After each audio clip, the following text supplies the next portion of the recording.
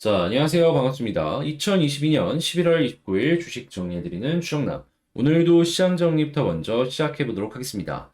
일단 뉴욕 증시는 중국의 코로나 시위가 확산되며 투자 심리가 위축된 가운데 연준 위원들의 매파적인 발언이 더해지며 여기서 하락 마감하는 모습을 확인할 수가 있습니다.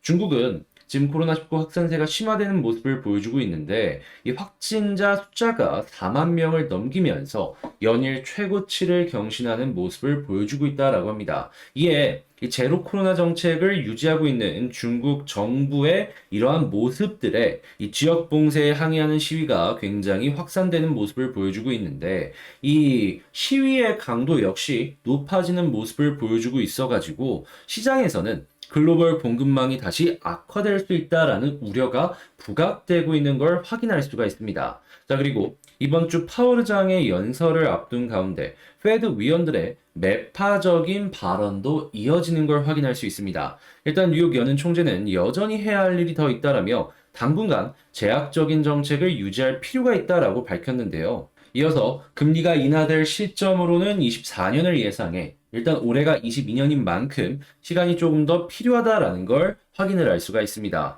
아울러 세인트루이스 연은 총재 역시도 페드가 인플레이션 억제에 성공하려면 24년까지 금리를 5% 이상으로 유지해야 할 것이다라고 언급하는 등 한동안 높은 금리가 지속될 것이다라는 걸 시사하였습니다. 한편 파월 의장은 오는 30일 연설에 나설 가운데 시장에서는 파월 의장이 당초 예상했던 최종 금리보다 더 높은 5%를 웃돌 것을 시도할 것이다라는 이 전망, 요거에 집중을 하는 모습을 확인을 할 수가 있는데 확실한 건 일단 시장의 기대감을 어느 정도 눌러주는 모습들이 꾸준하게 나오고 있다 생각을 할 수가 있을 것 같네요. 자, 그리고 금리가 높은 수준을 유지하는 만큼 높은 레버리지를 일으켜서 투자한 이러한 섹터들 같은 경우에는 자연스럽게 타격이 훨씬 더 커질 것이다. 이렇게 볼 수 있겠습니다. 자, 국제유가는 WTI 기준 77.24달러로 플러스 1.26% 상승 마감하였고요. 채권은 혼조에 달러는 강세에 금 가격은 하락 마감하였습니다.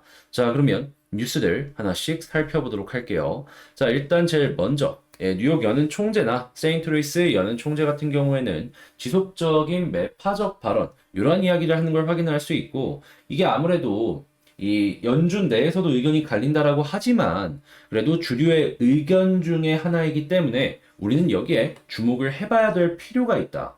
이들 역시도 매크로를 보면서 꾸준하게 자기의 의견을 지금 시장에 어필을 하고 있는 거니까요. 그래서 일단 금리의 고점 부분은 5%가 넘을 것이다라는 걸 참고하면서 보면 좋을 것 같고요. 자, 그리고 지금 중국 같은 경우에도 공장 시위로 이 중국의 공장을 가지고 있는 여러 가지 기업들의 생산 일정에 타격을 주고 있는 걸 확인을 할 수가 있습니다. 대표적으로 애플이 되고 있어요. 근데 애플 같은 경우에는 근데 이제 애플 같은 경우에는 이 부품 업체들도 많기 때문에 이 부품 업체들까지도 타격을 받는 이런 모습을 많이 받을 가능성이 높을 것이고 한국 역시도 LG 이노텍부터 시작을 해가지고 야 이거는 조금 별론데 라는 말이 저절로 나올 수 있겠죠. 그렇게 일단 이러한 부분이 이 한국뿐만 아니라 미국 같은 전 세계 증시에 악영향을 미칠 수 있다라는 거 감안하시면서 살펴보시면 좋을 것 같고요. 자연스럽게 이러한 부분이 불안으로 연결이 되면서 국채는 물론이거니와 달러와 같은 이 화폐 쪽에도 계속해서 큰 변동성을 주고 있다라는 걸 확인을 할 수가 있겠습니다. 자, 그리고 지금 금리에 대해서 계속해서 고점이 높아질 것이다라는 얘기를 하고 있잖아요. 자, 그랬을 때 제조업 같은 경우에도 타격을 입을 수밖에 없고 미국의 주요 지표들 역시 타격을 받을 수밖에 없는데 일단 11월 댈러스 여는 제조업 지수는 마이너스 14.4를 기록을 하면서 계속 마이너스를 기록을 하는 모습을 보고 있어 현재 미국의 경제는 차근차근 조금씩 꺾이고 있다라는 걸 이제 하나씩 하나씩 살펴보시면 좋을 것 같은데 근데 중요한 건 뭐냐? 지금 당장은 조금 괜찮다라는 겁니다. 미국의 소비력을 알아볼 수 있는 미국의 블랙 프라이데이 온라인 매출을 봤을 때 90억 달러, 하나로 10조가 넘는 매출이 일어났다라는 걸 확인을 할 수가 있다라고 합니다. 역대 최고를 기록했다라고 하는데, 자, 그런 만큼 현재까지는 미국의 소비력은 여전히 탄탄하다라고 볼 수가 있겠죠.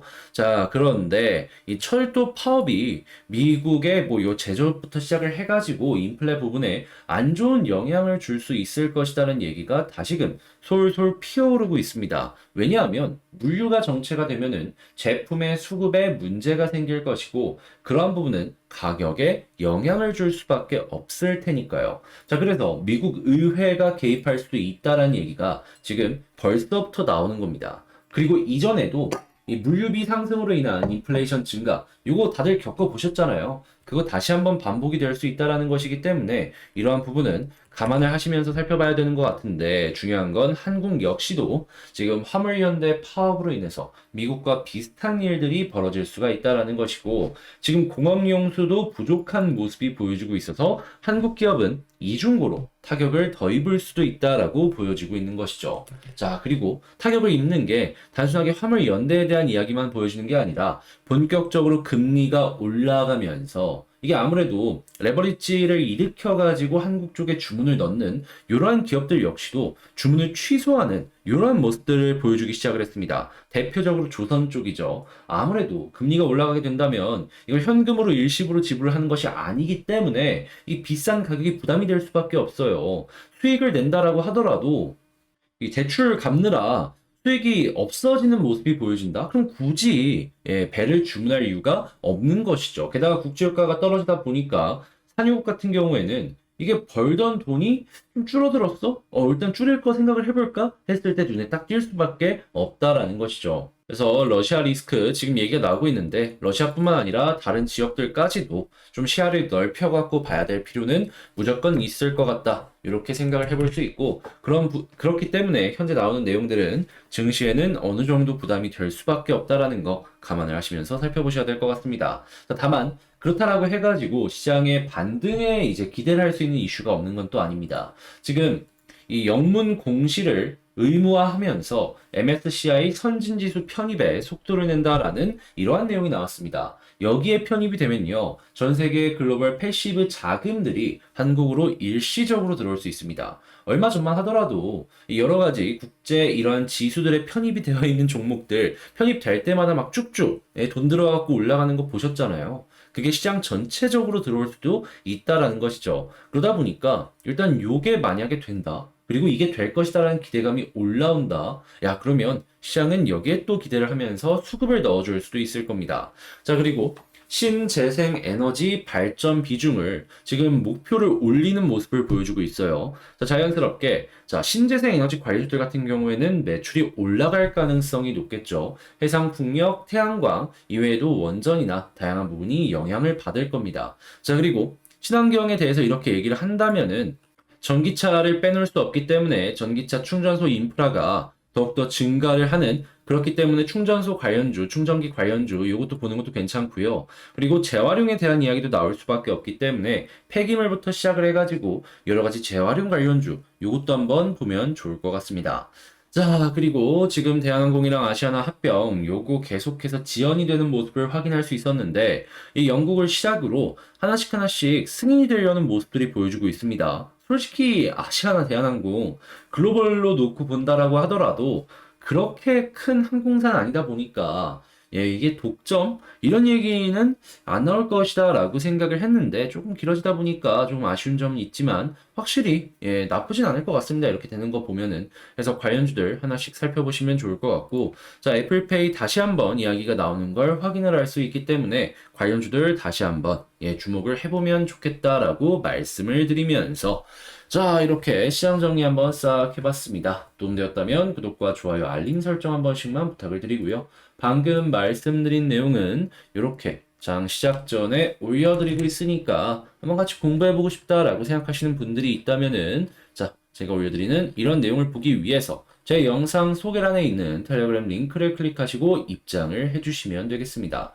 자, 그러면 본 영상 시작해보도록 할게요. 자, 제가 이번에 가지고 온 종목은 두산 에너빌리티를 가져왔습니다. 일단 오늘 같은 경우에 지지해줘야 될 자리에서 지지해주는 모습, 그러니까 21선을 지켜주는 모습이 보여지면서 일단은 한숨을 돌릴 수 있는 이런 모습들이 보여지고 있죠. 자, 그랬을 때 현재 보면 좋을 만한 포인트가 뭐가 있는지 하나씩 살펴보도록 하겠습니다. 자, 일단 가장 먼저 나오는 뉴스들 한번 살펴보자면 최근에 미국의 IRA 이쪽에 대한 이야기가 상당히 많이 나오고 있죠. 원래 이제 전기차 쪽에만 이야기가 많이 나오다가 이게 아무래도 친환경 법안 쪽에 연결되어 있는 내용이 많다 보니까 태양광부터 시작해서 수도 그리고 이외에도 원전이나 다양한 부분에 대한 이야기가 나올 수밖에 없는 상황인데 이 전기차 연결되어 있는 현대는 조금 힘들 수 있어도 전체적으로 투자가 증가를 한다라고 하는 부분이 두산 입장에서는 굉장히 긍정적으로 연결을 해볼 수가 있기 때문에 야, 이런 내용들 나올 때마다 그냥 앞에서는 조금 심각한 척 하더라도 뒤에서는 편안하게 두산이 볼 수 있겠구나. 이렇게 생각해 보기가 되게 좋을 것 같아요. 특히나 국내에서 원전에 비한 비중을 늘린다라는 이야기도 확실하게 들려오고 있기 때문에 이러한 부분들에 대한 시너지도 계속해서 우상향을 할 것이다라고 기대를 해볼 수가 있고요. 아니 실제로 딱 보시면 아시겠지만 2030년 그리고 2036년에 원전의 비중을 이렇게 높이려면 지금부터 건설에 대한 준비를 실시간으로 해야 됩니다. 이건 두산이 그리고 기술력적인 부분에 있어서는 국내에서 원탑이기 때문에 수혜를 받을 수밖에 없는 것이고 그리고 해외 쪽에 우리나라랑 마찬가지로 계속해서 원전 짓는 모습이 보여지게 된다면 수주 물량은 그냥 쌓이고 매출로 연결되고 할 수밖에 없겠죠. 해서 나오는 내용 매우 긍정적이다라고 평가하면 좋을 것 같습니다. 두산은 뭐 사업적으로 깔 게 없네요. 자, 그런 상황에서 수급을 딱 보면은 자, 요 음봉 나왔을 때 외국인이 결국에는 매수로 끝났습니다. 기관도 연기금이 계속 매수해주는 모습이 보여졌는데 오늘 바로 또 외국인 매수해주는 모습 보여주고 있죠.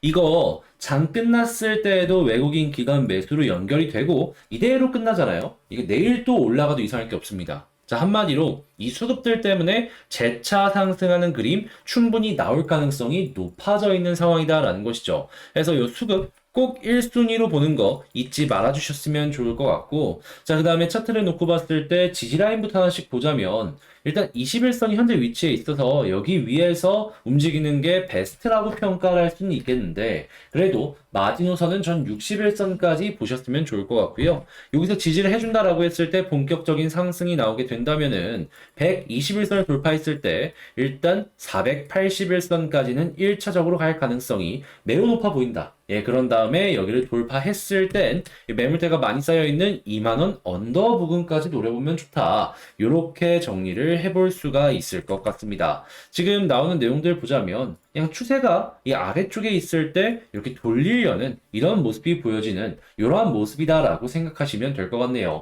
자, 그러면 방금 말씀드린 내용을 가지고 두산에 대해서 총정리를 해보자면 일단 사업적인 부분은 진짜 지금 현재 주식시장에서 이보다 훌륭한 종목이 그렇게 많이 없는 것 같아요. 없는 건 아닌데, 근데 그렇게 많지는 않은 것 같다. 그런 만큼 훌륭하다. 자, 그리고 두 번째, 수급을 봤을 때 최근에 음봉도 그렇고, 오늘도 그렇고, 외국인 기관의 수급이 매우 좋은데, 이게 연결만 된다면 당장 내일부터 급등 나와도 이상할 게 안 보인다. 자, 그리고 세 번째 같은 경우에 차트를 봤을 때 지지라인. 일단 저는 61선 마지노선 차라리 이게 보는 게 훨씬 나을 것 같다. 베스트는 21선인데 그래도 61선의 힘은 확실한 만큼 61선 한번 지켜보면 좋겠다. 자, 그리고 네 번째, 올라가는 모습이 보여졌을 때, 이 121선 돌파하면 첫 번째는 481선 저항, 여기를 목표로 잡아보면 좋을 것 같은데, 여기마저 돌파하게 된다면 2만원 부근까지 딱 보면은 이 두산 같은 경우에는 어렵지 않게 전략 짜는데 제 내용들을 참고하실 수가 있을 것 같다라고 하면서 이 영상을 마칠 수 있겠습니다.